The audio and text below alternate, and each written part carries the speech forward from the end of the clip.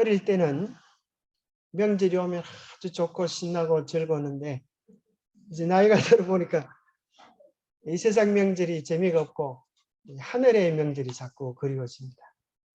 우리 하늘에 가서 우리가 예수님과 더불어서 온 믿음의 가족들이 모여서 잔치를 할 때 그 나라에 참여하면 기분이 좋겠습니까? 그 나라에는 아주 지짐 꾸는다고 수고하고 한다는 그런 일들이 없으라 생각. 이 세상에서는 어떤 할머니들은 그렇다 그래요. 애들이 오면 올 때 반갑고 갈 때는 더 반갑고 그렇게 하다 그러잖아요. 보니까 산책하면서도 얘기 들어보니까 그런 얘기를 많이 합니다. 아주 그 명절 때 막 피곤했던 그런 얘기들을 참 많이 나누면서 마냥 이 세상에서 즐겁지만은 않은 명절인 것을 보게 됩니다. 또 젊은 사람들은 어른들이 만나면 하는 인사가 너 언제 결혼해? 이렇게 물어보면은 아주 스트레스를 많이 받는다 그러죠. 어른들 딴에는 관심 있어가지고 그죠? 사랑의 표현이라고 하는데 듣는 입장에서는 부담스러운 것도 있는 것 같습니다. 자, 오늘은 한눈으로 보는 요나. 아마 여러분들이 요나는 12소선지서 가운데 가장 많이 알려진 또 인기가 있는 어릴 때부터 들었던 그런 이야기 같습니다. 요나서는 몇 장까지 되어 있어요? 4장까지 그죠? 자, 이 기억절 여러분 다 외우시죠? 기억절을 외우면 여러분들에게 선물이 그죠? 빵떡이 하나씩 주신다. 그래서 오늘 밤에 혹시 못 외우신 분들이 있으면 유튜브에 보고 이제 제 수치로 온몸으로 외우는 기억절 한 2개만 해도 빵떡을 준다 그러니까 열심히 한번 해보시기 바랍니다.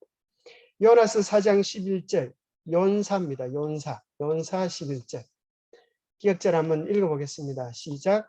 하물며 이 큰 성읍 니느웨에는 좌우를 분별하지 못하는 자가 12만여 명이요 가축도 많이 있나니 내가 어찌 아끼지 아니하겠느냐 하시니라. 여기서 우리가 누구의 마음을 볼 수 있어요? 두 마음이 대조되죠.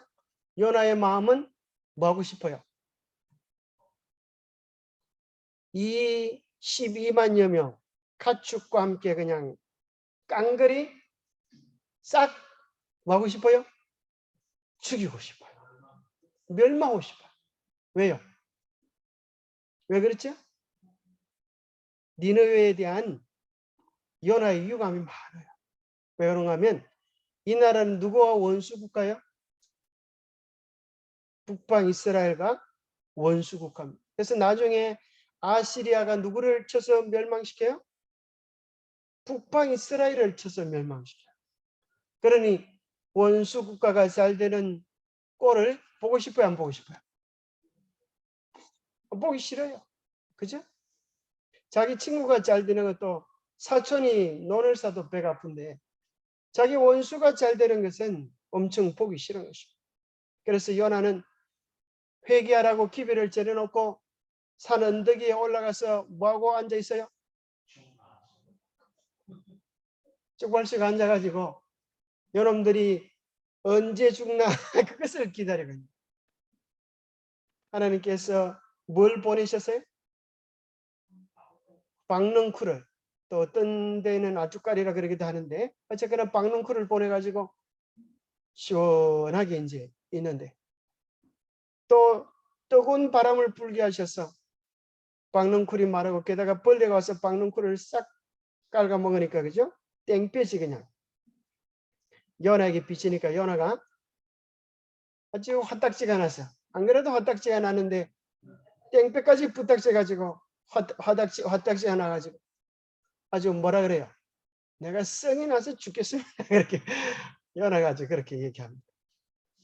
그래서 하나님께서 말씀하십니다. 요나야, 요나야, 너는 네가 손도 안 댄 그 수고도 안 한 박능쿨이 그렇게 아까워한다면은 내가 돌보고 아끼는 이 느니웨 성에는 12만여 명이고 가족도 많이 있는데 내가 어찌 이들을 아끼지 아니하겠느냐 하시니라.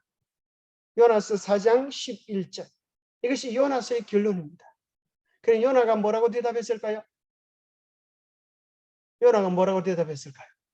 그거는 나와 있지 않아요. 그 요나의 대답은 여러분 청중들에게 던지는 질문이에요. 우리의 마음속에도 무슨 생각이 있어요? 요나 같은 생각이 있어요? 때로는 하나님 같은 마음이 있습니까? 요나는 이런 생각을 하는 것입니다. 하나님, 요 말 안 듣는 백성 그냥 깡그리 죽이시고 새 나라를 시작합시다. 그런 마음이 있어요. 우리의 마음속에도 이런 생각이 들지 않습니까? 코로나가 극성을 부리니까 여러분 좋아요, 안 좋아요? 좋다는 사람은 거의 없죠. 그죠? 살기가 힘들어졌어요. 그래서 우리의 마음속에 무슨 생각이 드는가 하면 하나님이 이 세상 아주 찌긋찌긋합니다. 빨리 끝내시고 우리가 하늘에 갔으면 좋겠습니다. 그런 생각 드는 사람 손 한번 들어봐요. 그런 생각 안 하십니까?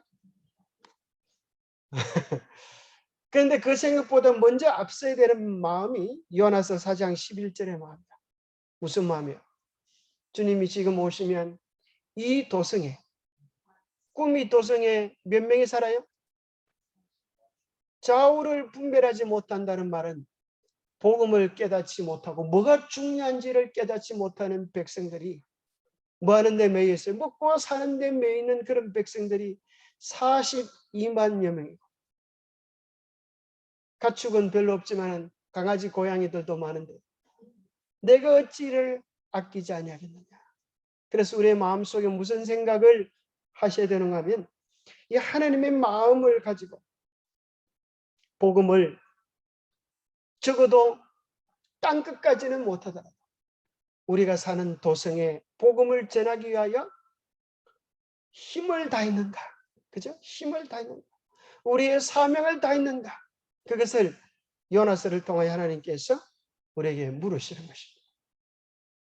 요나가 도망쳤다고 너희들은 우스워하는데 너희들은 오늘 하나님께서 너희들을 향하여 주는 사명에 대하여 어떻게 응답하고 있느냐. 이것이 요나서가 우리에게 묻는 중대한 질문입니다. 요나서의 이름의 뜻은 비둘기라는 뜻입니다. 글자 그대로 요나는 정말 좋은 소식을 전하는 비둘기처럼 하나님의 기별자가 되어서 기별을 전하라고 하는 그런 사명적 이름을 가졌다고 생각합니다. 그는 아미떼의 아들이라고 되어 있고 별로 알려진 내용이 나와 있지 않습니다. 그의 기록 시기를 요나서의 기록 시기를 대략 BC 780여년경 북방 이스라엘 여로보암 2세 때로 추정하는 이유는 뭐 때문에 그랬다 그래요? 뭐 때문에 그렇다 그래요? 교과서에 보면 나오죠? 우리가 이제 교과에 보니까 나오죠. 뭐 때문에 그렇다 그래요? 요나가 예언했던 내용이 이제 여로보암 2세 때에 여로보암 때에 잃어버렸던 땅을 여로보암 회복할 것에 대한 예언이 요나가 했던 일이 기록이 되어 있습니다. 주제는 온 인류를 향한 하나님의 넓고 크신 사랑. 하나님은 결코 이스라엘만이 하나님이 아니라 심지어 이스라엘이 원수 국가로 여기는 아수르까지 하나님께서 사랑하시고 구원받기 원하신다고 하는 뜻이 있습니다. 중심절은 요나서 4장 10절 11절 이렇게 보면 10절에 보면 여호와께서 이르시되 네가 수고도 아니하였고 재배도 아니하였고 하룻밤에 났다가 하룻밤에 말라버린 이 박넝쿨을 아꼈거든. 하물며 이 큰 성읍 니느웨에는 좌우를 분별하지 못하는 자가 12만여 명이요 가축도 많이 있나니 내가 어찌 아끼지 아니하겠느냐. 그 당시 북방 이스라엘은 인구가 3만 명가량이었다. 그러니까 12만여 명이라고 하는 엄청난 큰 나라라고 하는 것을 우리가 생각해 볼 수 있는 것입니다. 자, 요나서의 내용은 우리가 다 알죠. 자, 요나서는 4장으로 되어지는데 1장부터 2장까지는 첫 번째 소명, 하나님께서 첫 번째 부르셨어요. 그래서 요나서 1장에는 무슨 내용이 나와요? 도망하는 요나의 도망입니다. 그러다가 도망을 잘 쳤어요? 못 쳤어요? 하나님이 따라오셔가지고 네이농 이렇게 허덕을 치셔가지고 물고기 뱃속에 그냥 꼴깍 들어가서 아이고 나 죽네 그러는데 죽은 게 아니라 어떻게 됐어요? 하나님께서 물고기 뱃속에서 깊은 회개의 기도로 인도하십니다. 그래서 2장에는 요나의 기도, 아이고 죽겠습니다 이렇게 하지 않고 뭐라 그래요? 요나, 하나님 가겠습니다.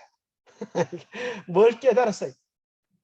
하나님께서 풍랑도 고기도 다 준비해 놓고 이것이 우연이 아니라 하나님께서 의도적으로 사명으로 부르신다고 하는 것을 깨달았습니다. 3장 4장은 하나님께서 요나를 두 번째 부르시는 내용이 나옵니다. 하나님께서 한 번 실패했다고 이놈 너 국물도 없다 이렇게 하지 않으시고 다시 회개의 기회를 주시고 요나가 회개하여 니느웨를 향하여 기별을 외칠 때에 요나가 순종한 결과로 니느웨 온 도성이 회개하는 역사가 일어납니다. 참 이렇게 되면 얼마나 좋겠어요. 하루 길을 걸으면서 요나가 전했던 말이 이브리 말로는 딱 5마디. 얼마나 쉬워요. 한국말로도 얼마인데 니느웨가 40일 만에 무너지리라. 참 아주 그것밖에 전하지 않았는데 무슨 일이 일어났어요? 왕과 더불어서 온 짐승들까지 심지어 물도 마시지 않고 베옷을 입고 금식하며 회개하는 역사가 일어났습니다. 그것을 보면서 우리는 뭘 깨닫게 되는가 하면 니느웨 도성이 회개하는 것보다 뭐가 회개하는 게 더 중요하다. 오늘 우리가 정말 회개하여 마지막 기별을 외치면 이와 같은 일이 벌어질까요? 계시록 18장에 보면 그 기별을 인하여 온 세상이 환하여지더라 그랬어요. 그래서 회개하고 기별을 외치는 것, 이것이 한마디로 이야기하면 마지막 늦은 비역사입니다. 요나 뱃속에 들어가서 요나가 고기 뱃속에 들어가서 간절히 기도했던 것처럼 이제 우리도 어디에 들어가야 되겠어요? 고기 뱃속에 들어갈 필요는 없어요. 고기 뱃속에 들어가려고 애쓰지 마시고 어디에 들어가야 되겠어요? 밀실에서, 그렇죠? 우리 개인의 밀실에서 예수님의 십자가 아래에서 예수님의 찔린 옆구리 속에 깊이 들어가서 내 죄가 무엇인지, 하나님께서 우리를 위하여 부르신 사명이 무엇인지를 깊이 깨닫고 통회하여 온전히 우리 자신을 주님께 드리는 그런 깊은 회개를 가지면 무슨 일이 벌어질까요? 늦은 비를 받아서 온 도성이 회개하고 그 가운데 구원받을 자들을 하나님께서 불러내셔서 마지막 역사가 이루어질 것 같습니다. 그런데 요나서 4장에 보면 그렇게 구원받는 사람이 많으면 요나가 기뻐하고 즐거워야 될 텐데 요나가 뭐예요? 불평합니다. 하나님 왜 이 나쁜 놈들 안 죽이십니까? 이놈들은 얼마나 무섭고 잔인한 놈들인지 사람을 잡아서 산채로 껍데기를 벗기는 놈들. 아주 그렇게 무시무시한 얘기들 하고 있어요. 얼마나 무섭고 잔혹한 민족입니다. 그런데 하나님께서는 그러시는 것입니다. 아무리 큰 죄인일지라도 회개하고 돌아오면 내가 그들의 죄를 사하겠노라. 우리가 지은 죄 때문에 멸망할 사람은 아무도 없습니다. 문제는 뭐 하지 않아서 그래요? 회개하고 돌이키는 역사를 하지 않아서 그렇습니다. 우리의 모든 죄들을 우리 주님께서 십자가에서 다 갚아주셨기 때문에 우리 모두가 주님께로 돌아가면 희망이 있는 것입니다. 반대로 주님께로 돌아가지 아니하면 나는 이 정도 하면 됐어, 나는 이 정도 깨끗해, 나는 이 정도 그렇게 하면서 하나님께 나아가지 않고 회개하지 않고 죄를 버리지 않으면 구원받을 수 있는 자가 있을까요? 없을까요? 우리가 아무리 깨끗하다고 자랑해도 천국에 들어가기에 합당한 자는 없습니다. 초등학교 때 되면은 여러분 그런 생각 안 나십니까? 초등학교 때 보면 우리 그 여선생님들이 그렇게 예뻐요. 여선생님. 그래가지고 이제 초등학교 때 이 남학생들의 선망의 대상입니다. 언제 그 선생님에 대한 희망과 이상이 깨뜨려지는 하면 여선생님이 화장실 문을 두드리고 그 앞에 서 있을 때 그걸 볼 때는 이제 실망이 아주 태산이 갔습니다. 아이고, 저 집사님, 저 선생님도 화장실에 들어가나. 그래서 뭐 기대가 그냥 땅에 뚝 떨어지고 있지. 다시는 그렇게 바라보지. 우리가 늘 화장실에 가야 하는 것처럼 영적으로 뭐 해야 될 게 있어요? 주님께 내어놓고 회개하고 버려야 할 죄들이 있는 것입니다. 그래서 화장실을 다른 말로 무슨 다방이라 그래요? 나 홀로 들어가는 다방이라. 여러분 아무리 친한 친구가 있어도 화장실에 데리고 들어갈 수 있겠어요? 없겠어요? 그 좀 생각 좀 해봐야 하는 것입니다. 아주 어려운 것입니다. 그렇잖아요? 아무리 친한 친구라더라도 우리의 그 더러운 꼴을 보고 좋아해 주기는 참 어려운 것입니다. 그런데 우리 주님께서는 우리의 추하고 더러운 모든 것들 다 내뱉어 주기를 주님께서 기다리시는 것입니다. 주님께서는 우리의 의로운 면, 잘난 면만 좋아하시는 것이 아니라 우리의 죄와 허물까지 사랑하시는 분이십니다. 주님께서 우리에게 요구하시는 것이 딱 한 가지 있다고 하면 그것은 우리의 죄들을 주님께 고백하는 것입니다. 하나님, 제가 이러한 죄를 지었습니다. 제가 하나님 사랑하는 줄 알았는데 가만히 생각해 보니까 하나님 사랑하는 것보다 세상을 더 많이 사랑하고 있습니다. 내가 하나님 앞에 믿음이 있는 줄 알았는데 이런 시련과 어려움을 당해보니까 내 믿음이 어디 갔는지 찾아보기 힘듭니다. 하나님 도와주십시오. 간절히 매달려 기도할 때 하나님께서 우리에게 힘과 은혜와 새롭게 하심을 더하십니다. 요나서 4장에 보면 참 요나가 잘난 것 하나 없는데 요나서 4장에 보면 요나가 하나님하고 뭐해요? 뭐 하는 것 같아요? 말싸움을 고약한다는 말이에요. 하나님한테. 하나님 성이나 죽겠습니다. 하나님께서 야 여러분 네가 성을 낼 일이냐? 그러니까 요나가 뭐라 그래? 하나님 네가 옳은 일을 하고 있느냐? 보니까 요나가 하나님 내가 썩을 내서 죽을지라도 내가 옳습니다. 참 무슨 모습을 발견하게 되는가 하면 요나는 하나님 앞에 솔직한 모습을 보여줍니다. 우리는 믿음이 없으면서 믿음 있는 척, 그죠? 이렇게 좀 가면을 많이 쓰는데 요나는 하나님 앞에 솔직하게 자기 자신을 드러내고 자기의 모습을 다 내어놓으면서 주님 앞에 치유되는 모습들을 발견하게 됩니다. 우리가 때로 믿음 있는 척 하려고 하다 보면은 주로 뭐 하게 되는가 하면 상처를 많이 나도 받고 남도 줄 수 있어요. 우리가 믿음 있는 척 하려고 할 때 그 사람 옆에 가면은 사람들이 좀 겁이 나요. 그래서 우리의 마음속에 주님 앞에서 솔직해져서 내가 주님 앞에서 회복이 되어지면 사실 요나는 니네를 향하여 기별을 딱 5마디밖에 전가하지 않았는데 오히려 니네 사람들이 막 다 회개해 버렸어요. 뭐 때문에 그랬을까요? 요나의 말이 아니라 뭐 보니까요? 요나가 고생당하는 거 보니까 보통 일이 아니거든. 하나님 말씀 안 듣고 까불다가 풍랑 속에 막 들어가서 바다 속에 들어가더니만 물고기 뱃속에 막 3일 동안 고생하고 나오잖아요. 그걸 보고 아이고 저것 보니까 하나님 말씀 안 들었다가는 국물도 없겠다. 요나가 자는 기별보다 요나의 삶을 보니까 사람들이 정신이 번쩍 드는 것입니다.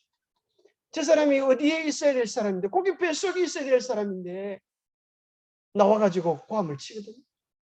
이 사람들이 깜짝 놀라는 것입니다. 우리의 삶에 정말 우리가 하나님 앞에 하나님을 바로 경험하고 일어서는 진정한 삶의 기쁨과 회복이 있을 때 그것이 우리의 수많은 말보다 더 큰 위력을 가질 수 있다고 하는 것을 보게 됩니다. 그래서 새 마음, 새 영전도법이 보니까 힘이 있는 게 그거 같아요. 성령죄를 가지고 내가 만난 예수님, 내가 만난 생명에 대해 힘있게 이야기하니까 아주 큰 감화를 주는 것 같습니다. 자, 먼저 요나서 이제 그럼 첫 장을 한번 읽어보면 이렇게 시작되어집니다. 자, 우리가 한번 요나서 1장 1절부터 3절 같이 한번 읽어보겠습니다. 자, 여러분 성경책을 한번 읽어보시면 더 좋습니다. 같이 한번 읽어보겠습니다. 여호와의 말씀이 아미떼의 아들 요나에게 임하니라. 이르시되 너는 일어나 저 큰 성읍 니느웨로 가서 그것을 향하여 외치라. 그 악독이 내 앞에 상달되었음이니라 하시니라. 그러나 요나가 여호와의 얼굴을 피하려고 일어나 다시스로 도망하려 하여 욥바로 내려갔더니 마침 다시스로 가는 배를 만난지라. 여호와의 얼굴을 피하여 그들과 함께 다시스로 가려고 배삭을 주고 배에 올랐더라. 여기 보니까 여호와의 말씀이 아미떼의 아들 요나에게 임하였습니다. 너는 일어나 저 큰 성읍 니느웨로 가서 그들을 향하여 외치라. 그렇게 하나님의 명령이 임하였는데 요나는 한마디 말도 없이, 그죠? 어떻게 합니까? 원망의 말도 불평의 말도 없이 뭐예요? 하나님의 얼굴을 피하려고 다시스로 도망하기 위하여 욥바라고 하는 동네 항구로 내려간 것 같습니다. 그런데 또 희한하게도 도망하려고 딱 보니까 마치 기다리고 있는 듯이 누가 기다리고 있어요? 배가 멀리 아주 그 당시 제일 멀리 떠나가는 배가 기다리고 있는 거예요. 마음속에 무슨 생각이 들었을까요? 옳지, 하나님도 내가 도망가는 걸 동의하시라. 어떻게 배까지 준비해 놓으셨나? 어째 이렇게 척척 잘 들어맞아? 이런 생각을 합니다. 나쁜 짓을 할 때도 여러분 척척 잘 들어맞습니까? 척척 잘 들어맞을 때 여러분 정신 차리시기 바랍니다. 마귀가 나를 멸망시키려고 그러지 않나 정신을 바짝 차려. 다시스로 가는 배를 타고 이제 배삭을 주고 배에 올랐는데 왜 요나가 하나님의 말씀을 안 듣고 도망을 치는가? 거기에 대해서 이제 어떤 분이 이렇게 설명합니다. 그 당시 요나가 꽤 인기가 있는 선지자였습니다. 왜 그런가 하면 열왕기하 14장 23절부터 나오는 내용을 보면 유다의 왕 요아스의 아들 아마샤 제15년에 이스라엘의 왕 요아스의 아들 여로보암 2세인 것입니다. 사마리아에서 왕이 되어 41년간을 다스렸으며 여호와 보시기에 악을 행하여 이스라엘에게 범죄하게 한 느바시 아들 여로보암의 모든 죄에서 떠나지 아니하였다. 첫 번째 여로보암 1세의 그 우상 숭배에서 떠나지 아니하는 것을 이야기합니다. 그때에 아미떼의 아들 선지자 요나를 통하여 하신 말씀과 같이 여로보암이 이스라엘 영토를 회복하되 하맛 어귀에서부터 아라바 바다까지 하였으며, 그래서 하맛 이제 이스라엘의 제일 북쪽과 아라바는 이제 사해까지입니다. 사해 바다를 이야기합니다. 여기까지 다 마치 다윗의 영토를 회복하는 그러한 영광을 여로보암 2세가 누리게 되는 것입니다. 누가 예언을 해요? 요나가 하나님께로부터 받은 말씀을 전가합니다. 이것은 굿뉴스예요, 배드 뉴스예요? 좋은 소식인 것입니다. 요나가 딱 예언을 했는데 그 예언 그대로 되어지니까 왕이 너 참 좋은 소리에서 나를 기쁘게 하는구나. 그래서 아주 복을 받고 인기를 누리고 있는 것입니다. 기원전 8세기 중엽 무렵 이스라엘은 뛰어난 전략가인 여로보암 2세 치하에서 근동의 강자로 부상하게 됩니다. 요나는 국가적 번영과 중흥을 예언했고 그 예언이 성취되면 되는 시대에 살면서 왕의 총애를 한몸에 받는 인기 있는 선지자였습니다. 잘 나가는데 아주 기분이 좋은데 하나님께서 어디로 보내시는 거예요? 니느웨로 보내시는 거예요. 아주 갑자기 기분이 썩 안 좋아진 것입니다. 잘 먹고 잘 사는데 고생길 하라고 보내시는 것입니다. 잘못하면 니느웨 갔다가 잡혀 죽을 수도 있는데, 니느웨 갔다가 산채로 껍질을 벗김 당할 수도 있는데, 그곳으로 가라고 하니까 요나가 기분이 좋지 않은 것입니다. 그래서 그는 하나님의 말씀이랄지라도 그는 뭐 하기로 작정해 놓으면 마음에 들면 뭐하고요? 받아들이고, 마음에 안 들면 살살 도망을 치면 되는 줄 알았어요. 그런데 하나님께서 요나를 그냥 내버려 두지 않았습니다. 자, 여기 보면 이제 지도로 이제 나오죠. 자, 여기 보면 이제 예루살렘에서 니느웨로 가려고 하면 어느 쪽이죠? 동쪽으로 가야 되는데 다시스는 서쪽입니다. 완전 딴 동네로 이렇게 도망가려고 하다가 하나님께 딱 잡힌 모습을 보게 되는데, 자, 만나 주석에는 이렇게 설명합니다. 뜻을 거역하려고 했던 궁극적인 이유는 하나님의 권능의 손에서 벗어나려고 했던 것이 아니라 자기 민족을 사랑하는 마음에서 비롯된 것일 것이다. 왜냐하면 아수르가 하나님의 경고를 받아들이고 심판을 면한다면 그에 대한 영향은 곧바로 이스라엘에게 미칠 것이기 때문이다. 실제로 이스라엘은 몇 차례 아수르에게 위협을 받았고 여호가 통치하던 BC 841년에는 아수르에게 조공을 바쳤다. 그래서 이제 원수지간의 나라였기 때문에 자기는 적어도 누구를 더 사랑해? 우리나라를 사랑한다는 애국적인 그런 차원에서 하나님의 명령을 어기고 다시스로 도망하려고 했던 것입니다. 여러분 잘했습니까? 애국심 좋은 거야, 안 좋은 거야? 좋은 거죠. 애국심이 좋지 않으면 안 되죠. 애국심 좋은. 그러나 이 애국심보다 더 중요한 것이 있는데 그게 뭐야? 하나님의 명령입니다. 하나님의 마음은 한 민족적 애정보다 더 큰 것입니다. 하나님은 모든 세계를 포용하는 넓은 가슴을 가지고 계십니다. 그래서 우리의 마음도 그래야 이 욥바라고 하는 것을 우리는 신약 성경 가운데서 발견하게 되는데, 요나가 도망가려고 배를 탔던 욥바가 사도행전 10장 11장에 보니까 그 욥바에서 하나님께서 또 이방인들에게 복음을 전하라고 하는 계시를 이번에 누구에게 주세요? 베드로에게 주시는 것을 발견하게 됩니다.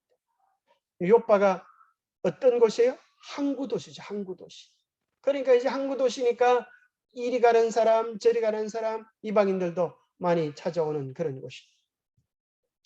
그래서 욥바에 또 우리는 사도행전 9장에 보면 다비다라고 하는 여제자가 있어요. 다비다가 누굽니까?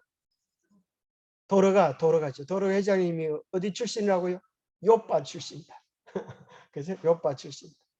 그 다음에 이제 또 베드로가 욥바에서 기도할 때에 황홀한 환상 가운데 큰 보지가 내려옵니다. 그리고 하늘로부터 소리가 나서 이르기를 베드로야 일어나서 잡아먹어라. 그래. 그럼 베드로가 어떻게 합니까? 아이고 감사합니다. 돼지도 있고 뭐 뱀도 있고 오직은 뒷다리도 있고 먹을 게 아주 수두룩 뻑뻑하네요. 이렇게 저한 게 아니라 그죠? 하나님, 내가 태어나서 지금까지 이런 것을 먹은 적이 없습니다. 그것을 몇 번이나 봅니까? 세 번이나 환상을 봅니다. 그러면서 하나님께서 뭐라 그러시는가 하면 내가 정하다는 것을 네가 부정하다고 하지 말아라. 그렇게 하니까 어떤 사람들은 아이고 이것 봐라. 하나님께서 이제 뱀도 잡숴도 되고 우리 보고 깨구리 뒷다리도 뜯어 먹어도 되고 뭐 닭똥구녕도 먹어도 되고 이제 다 먹어도 되나 보다 이렇게 생각하는 사람들이 있는 거예요. 그런데 본문을 가만히 보면 그게 아니에요. 본문은 항상 어디에서 해석해야 돼요? 그 본문에서 해석해야 되는데 많은 사람들이 성경을 요나처럼 자기 마음에 드는 것은 좋아하고 마음에 들지 않은 것은 순종 안 했어요 이렇게 하는 게 아니고 자기 마음에 들도록 뜯어 고쳐요. 요나보다 한 수 더 떠요. 자기 마음에 들도록 하나님 말씀을 뜯어 고쳐가지고 하나님이 이런 말씀하신 게 아니에요? 그렇게 여기 보면 그 얘기는 사도행전 10장 44절 45절에 보니까 고넬료에게 고넬료 가정에 복음을 전할 때에 베드로가 이 말을 할 때에 성령이 말씀 듣는 모든 사람에게 내려오시니 베드로와 함께 온 할례 받은 신자들이 이방인들에게도 성령 부어 주심으로 말미암아 놀라니. 처음으로 이방인들에게 복음 전해지는 놀라운 역사가 어디에서 일어났다고요? 요빠에서 일어났어요. 요빠는 하나님께서 온 세상을 사랑한다고 하는 그런 상징적 장소로 쓰여지게 됩니다. 자, 어떤 사람 또 이제 디모데전서 4장 4절에 5절에 보니까 여기 성경 말씀 봐라. 하나님이 지으신 모든 것이 선하매. 하나님께서 천지를 창조하시고 나서 뭐라 그러셨어요? 보시기에 심히 좋았더라. 좋지 않은 것이 아무것도 없지 않느냐. 하나님께서 지으신 모든 것이 선하매 감사함으로 받으면 버릴 것이 없나니 하나님의 말씀과 기도로 거룩하여 집니다. 하나님 감사합니다 그러면서 받으면 다 버릴 것이 없다 말이죠. 하나님의 말씀과 기도하면 말씀 펴놓고 기도하면 거룩하지 않은 것도 거룩해지기 때문에 걱정하지 마라. 어떻게 좋은 말씀입니까? 그런 것 같아요? 여러분 딱 성경 말씀이 그렇잖아요. 술도 어디서 나왔어요? 포도주가 어디서 나왔어요? 포도에서 나왔어요. 여러분 막걸리는 어디서 나왔어요? 어디서 나왔어요? 쌀 막걸리. 뭐 쌀에서 나왔잖아요. 쌀은 누가 주신 거예요? 하나님이 지으신 모든 것이 선하다고 하니까 감사함으로 받으면 버릴 것이 없다고 하면서 성령책 펴놓고 기도하고 하나님 감사합니다. 오늘은 또 동동주를 주시네요. 이러면서 홀짝홀짝 들을 마시면 안 된다고 하는 것을 뭘 보면 되는가 하면 바로 앞절입니다. 멀리 갈 것도 없어요. 디모데전서 4장 3절에 보면 이렇게 돼 있어요. 혼인을 금하고 어떤 음식물은 먹지 말라고 할 테니 어떤 사람이 그렇게 하는데 음식물은 하나님이 지으신 바니 믿는 자들과 진리를 아는 자들. 여기 중요한 것이 나와요. 아무나 그렇게 하는 것이 아니고 진리를 아는 자들이 감사함으로 받는다. 그래서 진리를 아는 자, 진리라고 하는 뭐예요? 참과 거짓을 분별할 수 있는 자. 그래서 성경은 한 번도 부정한 짐승을 거룩하다고 말한 적이 없어요. 노아가 배를 탈 때도 거룩한 짐승과 부정한 짐승을, 정결한 짐승과 부정한 짐승을 구별하여서 배에 태웠던 것을 보게 됩니다. 베드로도 오늘 예수님 감사합니다 하면서 잡수신 것이 아니라 우리는 이런 것 안 먹습니다. 자기 몸을 정하게 한 것입니다. 그래서 하나님을 똑바로 믿는 사람들, 성경 말씀을 펴서 말씀의 진리에 기초하여 분별하는 지혜가 필요하다고 이야기하는 것입니다. 요즘 현대 의학에서도 암을 유발시키는 1등이 뭐냐?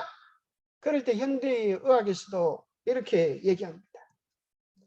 이 육식이다. 그 가운데 특별히 육식 중에도 태운 육류, 불에 구워 먹는 것, 또 가공육 이런 것들이 1등이다. 이렇게 얘기를 합니다. 이런 것은 얼마나 참으로 하나님께서 우리에게 미리 우리의 건강을 위하여 그렇게 구별해 주신 것인가 하는 것을 보게 됩니다. 소시지, 베이컨, 햄, 살라미가 뭔지도 모르겠는데 뭐 그런 거, 치즈 뭐 이런 것들이 암을 증가시키는 위험요로 보이고, 또 암을 유발시키는 것 가운데 아플라톡신이 많은 것이 있는데, 우리 교인들이 이제 견과류 같은 걸 먹다가 좀 쩔으잖아요. 쩔으면 아이고 아까워 하면서 이제 먹는데, 그 아까운 게 아니고 쩔은 것들은 다 버려야 된다. 왜 그런가? 이것도 이제 곰팡이 난 견과류, 쩔은 견과류, 된장, 간장 이런 것은 아플라톡신이라고 하는 독소가 많기 때문에 이런 것은 안 좋다는 것입니다. 그래서 여러분들이 아이고 아까워 이렇게 하면 안 됩니다. 그럼 아까운 거 어떤 사람이 이렇게 음식이 먹고, 그죠? 음식이 먹고 음식이 많이 남았어요. 아이고 이거 버리기 아까워. 그래가지고 어떻게 해요? 자기가 먹어 버려요. 뭐 해야 되는데? 내다 버려야 되는데 먹어 버리면 자기 속이 뭐가 되는 거예요? 쓰레기통이 되는 거죠. 그러니까 아깝다고 생각하지 마세요. 자꾸 아깝다 그러다가 똥배 나오고 병 나오고 배탈 나고 고생하는. 그래서 우리 입술에 들어가는 것들을 어떤 것만 집어넣어야 돼요? 하나님께서 정결하고 깨끗하게 하신 것들을 집어넣고 때에 맞는 것들을 잘 집어넣어야 됩니다. 자, 요나서는 우리에게 정말 신기한 책, 기적 중에 기적이 기록되어 있는 책입니다. 12선지자 가운데 요나처럼 재미있는 기적이 기록되어져 있는 책이 없죠. 그래서 어린아이들도 딴 거는 몰라도 요나서는 잘 알아요. 자, 요나서에는 어떤 기적이 있습니까? 여러분 생각나는 대로 한번 1번부터 한번 불러보시기 바랍니다. 첫 번째는 뭐가 기적이에요? 폭풍이, 그죠? 기적이죠. 참 배가 잘 가다 갑자기 막 풍랑이 쳐요. 그 다음에 두 번째는 기적이 뭔가 하면 제비를 딱 뽑으니까 마침 누가 딱 걸려요? 요나가 딱 걸려버려요. 그 다음에 또 신기한 것은 요나를 누구 때문에 이 풍랑이 왔는가? 제가 사명을 어기고 도망가다가 하나님께 딱 걸렸습니다. 저를 들어서 바다에 던져주십시오. 그래 그 사람들 어떻게 합니까? 던지지 않고 아유 이 착한 사람일세 어떻게 좀 살려보게나 하면서 요나를 살려보려고 하다가 풍랑이 더 거세지는 바람에 할 수 없어서 하나 둘 셋 하고 던져. 그럼 또 희한한 일이 벌어져. 요나를 던지자마자 무슨 일이 벌어져? 그 풍랑이 잔잔해지는 것입니다. 하나님께서 또 큰 고기를 준비해 놓아서 요나를 갖다 꿀꺽 삼켜버려요. 어떤 랍비는 이렇게 이야기합니다. 이 고기가 무슨 고기냐? 하게 되 우리는 알지 못한다. 고래인지 뭔지는 알지 못하지만 하나님께서 요나를 교육시키기 위하여 이 짐승을 언제 만들어 놓았을 것 같아요? 천지 창조하실 때 미리 만들어 놓으셨다. 아, 가만히 생각해보니까 그 참 일리가 있는 얘기 같다. 네? 이 큰 짐승을 누구를 위하여? 몇 천 년 전에 요나 교육시키려고 만들어 놓으셨다. 보니까 일리가 있는 얘기 같다. 하나님께서 우리 개인이 구원받고 주님을 아는 섭리를 위하여 언제 전부터 계획하셨어요? 창세 전 영원 전부터 우리를 향한 계획을 준비해 놓으신 것입니다.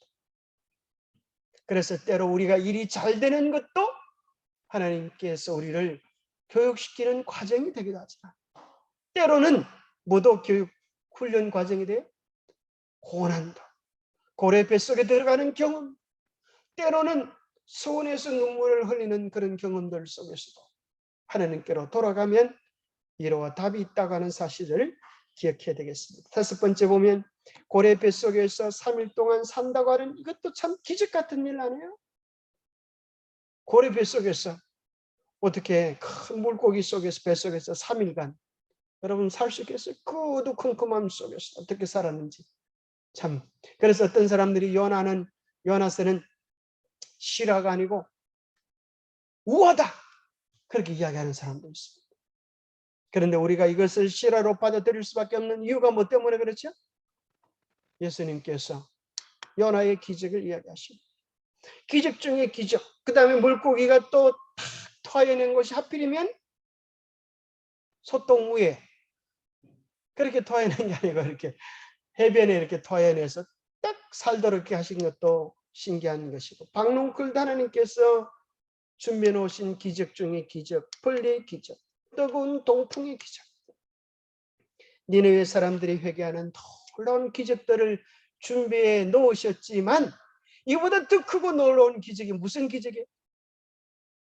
우리 주님께서 이야기하신 그 기적, 어쩌면 우리의 일상이 기적 같아요. 우리의 일상, 이 세상 살 때는 두 부류의 사람이 있어요. 하나는 크고 작은 것들 속에서 기적을 맛보며 사는 사람. 얼마나 좋겠어요. 어떤 사람 아무리 놀랄 일이 벌어져도 눈을 감고 꼭 졸면서 뭐 세상 사는 게 다 그렇지 뭐 이렇게 세상 사는 게 뭐 다 그렇지 뭐 별거 있나 이렇게 하는 사람. 인생에 뭐 별거 있나 이렇게 하는 사람이 있어요. 아니에요. 일상이 기적입니다. 첫 번째는 뭐가 기적인가 하면 오늘도 우리나라에 코로나로 확진된 사람이 2,434명이나 되는데 그중에 여러분들이 잊지 않음을 인하여 감사하시게 되기를 바랍니다. 잘 생각해 보면 매일 먹고 살 양식을 주시는 것 기적 아니에요? 하나님께서 어제 먹었는데 또 있고 아침에 눈만 뜨면 또 우리 색시가 또 예쁜 맛있는 요리를 준비해가지고 드시옵소서 이렇게. 참 기적 아니에요? 기적. 생각해 보면 하나님께서 천지 가득히 우리의 먹거리들을 준비해 놓으셨어요. 또 더 신기한 것은 하얀 살을 먹는데 어떻게 그게 누런 살이 돼요. 쌀을 먹는데 살이 돼요. 대구 사람들은 쌀을 잘 발음을 못하죠. 살을 먹는데 살이 된다고 해요. 살을 먹는 게 아니고 쌀을 먹는데 살이 살살 되죠. 그 참 희한하죠. 어떻게 황도를 누런 복숭아를 먹는데 그죠? 어떻게 이렇게 새카만 머리가 되는지 참 신기하잖아요. 어떻게 우리가 먹는 것들이 피가 되고 살이 되고 영양분이 되는지 평생을 먹고 살면서도 먹을 때마다 신기해. 그렇잖아요. 화장실에 가서도 신기하잖아요. 어떻게 그런 게 먹었는데 이런 게 나와. 생각해 보면 참 신기한 것 가운데 한 가지가 여러분 말하는 흙을 봤습니까? 노래하고 춤추는 흙을 봤습니까? 옆 사람 보세요. 그게 다 흙이에요. 하나님 얼마나 재주가 많으신지 흙이 말도 하고 흙이 생각도 하고 흙이 노래도 하고 흙이 춤추게도 할 수 있는 그런 기적을 주셨어요. 우리가 어디서 왔어요? 흙에서 와서 흙으로 돌아가는 것이. 죽고 나면 흙이에요. 근데 정말 놀라운 것은 이 흙이, 이 흙덩어리가, 이 먼지가 누구를 생각할 수 있게 되어졌어요?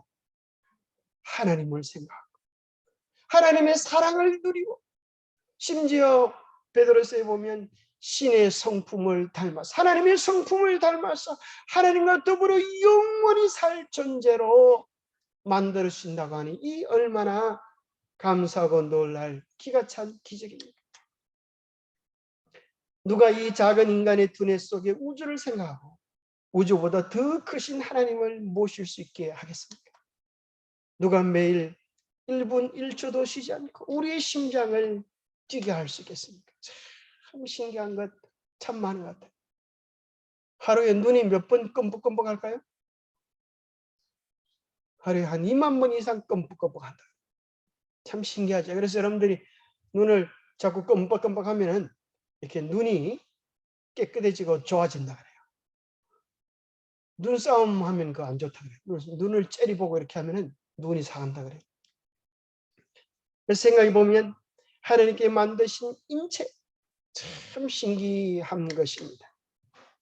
정말 기적 중의 기적은 요나가 물고기 뱃속에 들어가서 살은 것보다 더 놀라운 기적을 우리 주님께서 마태복음 12장 39절에서 40절에 이야기하기를 이렇게 말씀하세요. 요나의 표적 밖에는 보일 표적이 없느니라. 요나가 밤낮 사흘 동안 큰 물고기 뱃속에 들어있었던 것 같이 인자도 밤낮 사흘 동안 어떻게 하리라? 땅 속에 있으리라. 참 이게 기적 아니에요. 정말 이 세상에서 가장 큰 기적은 요나의 표적을 통하여 예수님께서 미리 3일 후에 부활할 것을 예고해 주신 것입니다. 너희들 요나의 표적이 신기하냐? 그것이 거짓말인 것처럼 느껴지느냐? 내가 그보다 더 놀라운 일을 보이리라 하시면서 3일 만에 물고기 뱃속에서 나오듯이 소리라고 하는 죽음을 열고 우리 주님께서 무덤 가운데서 부활하신 것입니다. 그런데 여기 보면 요나서 4장에 보면 죽었다 깨어났으면 좀 새 사람이 된 줄 알았는데 요나가 뭐는 똑같아요. 요나가 성경에 이런 표현, 요나가 매우 썩을 내도 그냥 썩내는 게 매우 싫어하고 썩내며 누구한테? 여호와께 기도하여 이르되 여호와여 내가 고국에 있을 때에 이러하겠다고 말씀하지 아니하였습니까? 그러므로 내가 다시스로 도망간 것 아닙니까? 하나님은 은혜로우시고 자비하셔서 노하기를 더디하시며 인애가 크셔서 이 백성을 용서하실 줄 내가 알았습니다. 내가 알고 도망친 것입니다. 이럴 줄 알고 도망쳤습니다. 그렇게 하는 것입니다. 요나서 4장 9절에 보니까 하나님이 요나에게 이르되 내가 이 박능쿨로 말미암아 썩내는 것이 어찌 옳으니? 그가 대답하되 썩내어 죽기까지 할지라도 옳으리이다. 아주 이 아이 같지 않아요? 이 아이 보세요. 얼마나 막 요즘 아들 이런 아이들 여러분 보시면 얼마나 썩내면 빠르르 떨면서 막 아이고 저거 아빠를 막 패치주려고 그러잖아요. 아유 참 아주 무서운 요나의 꼴이 이런 거예요. 요나의 꼴 지금 감히 누구한테 됩니다요? 하나님한테 됩니다. 하나님께서는 이 요나에게 대하여 자상하게 말씀하세요. 박능쿨을 준비하시고 아주 벌레를 하나 준비하시고 아주 친절하게 준비하시면서 요나야 좀 생각 좀 해봐라. 박능쿨 하나가 귀한 것처럼 이 생명들은 얼마나 더 귀하구나. 하나님께서 하소연하시고 교육하시는 것이 나옵니다. 그가 뱃속에 물고기 뱃속이 아니라 하나님의 심장 속으로 들어갔다 나왔더라면 얼마나 좋았을까. 하나님의 심장 속으로 들어갔더라면. 유대인들은 대속죄일에 요나서를 읽습니다. 영적 대속죄일을 사는 우리도 요나서를 다시 읽고 하나님의 심정이 무엇인지, 영혼을 향한 하나님의 애정이 무엇인지를 생각해 봐야 합니다. 물고기 뱃속에 들어가서 나오는 기적보다 더 중요한 기적 중에 기적이 있다고 하면 그것은 예수 그리스도의 부활이요. 부활보다 더 놀라운 기적 중의 기적은 한 사람이 온전히 거듭나는 것입니다. 사도행전 17장 31절에 보면 죽은 자 가운데서 다시 살리신 것으로 모든 사람에게 믿을 만한 기적을 주신 것입니다. 모든 사람에게 믿을 만한 증거, 그것은 무덤을 여시고 부활하신 기적입니다.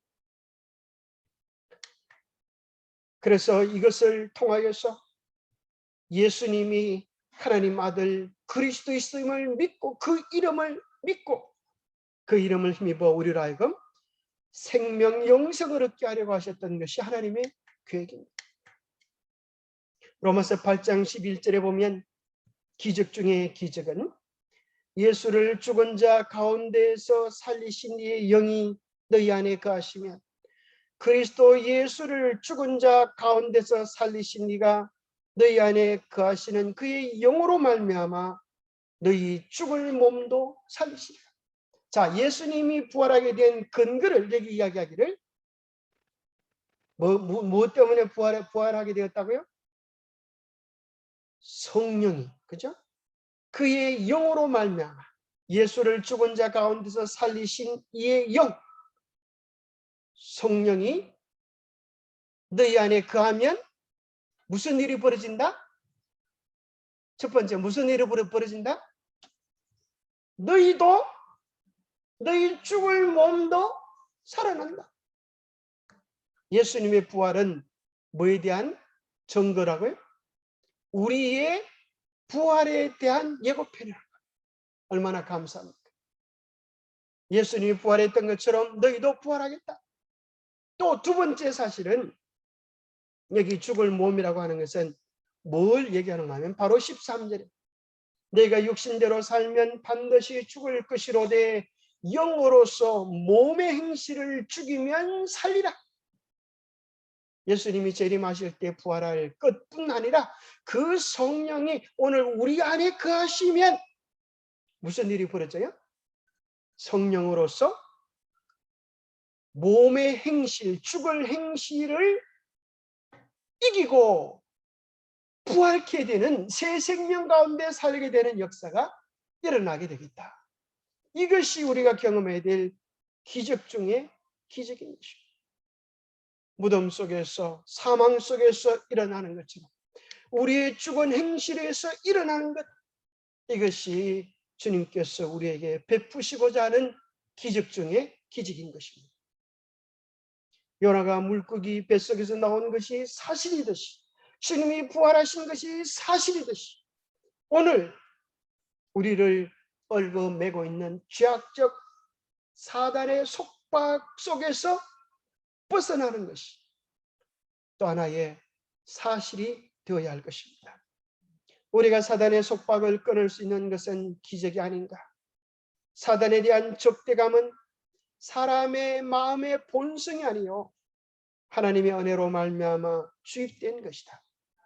완고하고 억센 의지의 지배를 받던 자가 해방을 얻고 하나님의 거룩한 능력이 이끄심에 전심으로 복종할 때 기적이 이루어지는 것이다.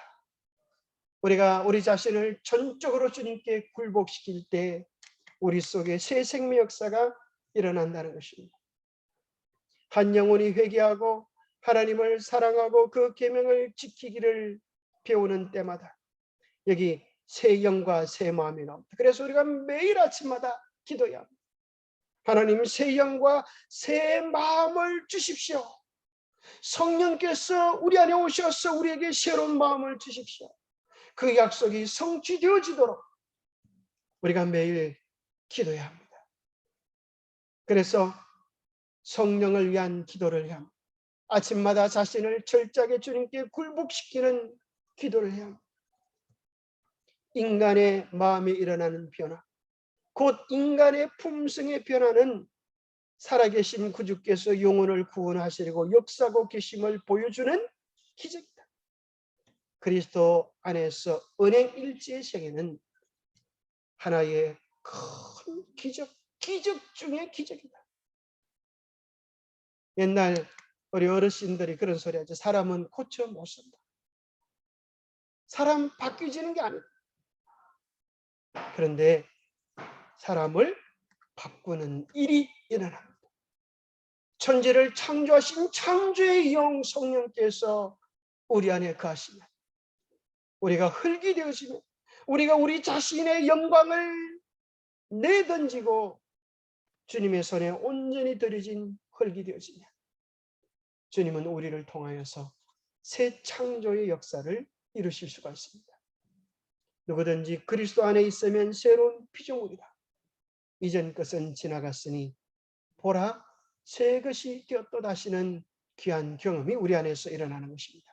그래서 히브리서 8장 10절은 이야기하기를 주께서 이르시되 그날 후에 내가 이스라엘 집과 맺을 언약은 이것이니 내 법을 그들의 생각에 두고 그들의 마음에 이것을 기록하리라.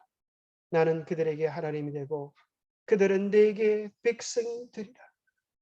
마지막 하나님의 진정한 백성은 이 기적을 경험한 백성이 될 것입니다. 기도하겠습니다. 하나님 아버지, 우리가 요나처럼 고집세고 요나처럼 도망가며 요나처럼 내 뜻대로 하려고 할 때가 많았음을 고백합니다. 그러나 주님은 사랑이시기에 끝까지 포기하지 않으시고 찾아오시고 찾아내시고 우리를 위한 놀라운 기적들을 베풀어 주고 계심을 인하여 감사합니다.